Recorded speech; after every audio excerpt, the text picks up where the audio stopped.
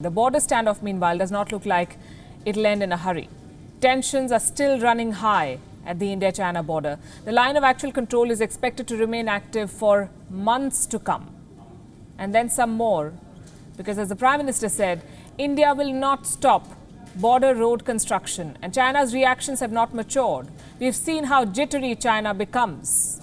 But let's not meet troubles halfway. Let's focus on what's at hand and put the big developments in perspective. I'll start with the very latest news of some activity along the LAC again. The P.L.A, the Chinese army, is conducting large-scale military exercises. It is said to be testing the firepower of its troops.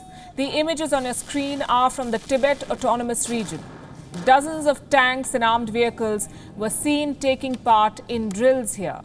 The theatrics have not stopped. On the Indian side too, there's been some movement. The Indian Air Force is moving fighter jets to forward bases. Today it deployed the newly acquired Apache attack helicopters in Ladakh, along with upgraded MiG-29s. Other critical frontline assets like the Sukhoi 30 MKI and the Mirage 2000 and Jaguar fighter jets have also been moved to advanced positions. The outposts are being monitored frequently. Indian forces say that they are fully prepared for any further misadventures. Delhi is putting speculation to rest. For 3 days, there have been unconfirmed reports about Indian soldiers being in Chinese custody, that they were being held hostage by the P.L.A. Today, the Indian Army has set the record straight. It has confirmed that all soldiers involved in the Galwan Valley are now accounted for. None of them missing in action. The Chinese Foreign Ministry too has confirmed this. It has said that currently there are no Indians detained in China. Listen to this.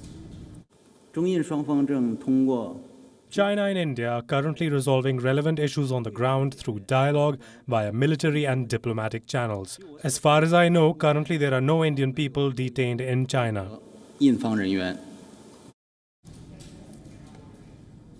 Meanwhile, some satellite images have emerged. They reveal the build-up to the violent clash. They show how China swiftly relocated heavy machinery and troops near the site of the face-off.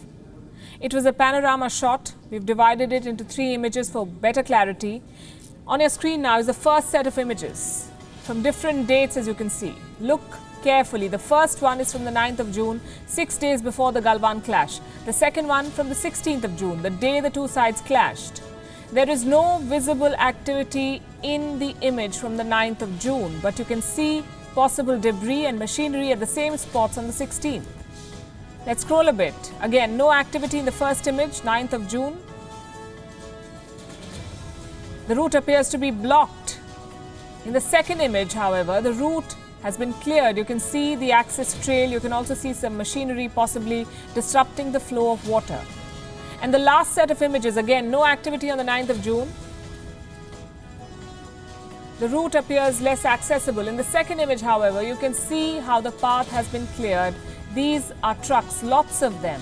There are structures, probably makeshift camps. What do these images tell you? That China came prepared for a face-off.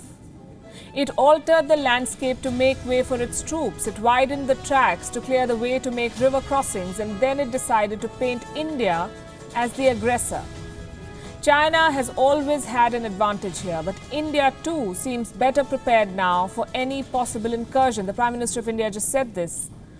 Sources also tell us that the Indian Army engineers have completed a 60-meter bridge over the Galwan River, the same bridge which is said to have triggered China's aggression. It's now complete, and it will consolidate India's hold of the sensitive sector.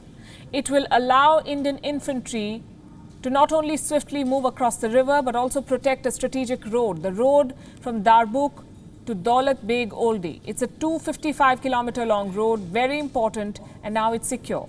Back in Delhi, as we said, the government does not want to take any chances. Not only has it decided to reinforce the borders, it is also getting all political parties on board. The Prime Minister chaired that virtual all-party meeting today, attended by the opposition, the leaders of various political parties from across the country.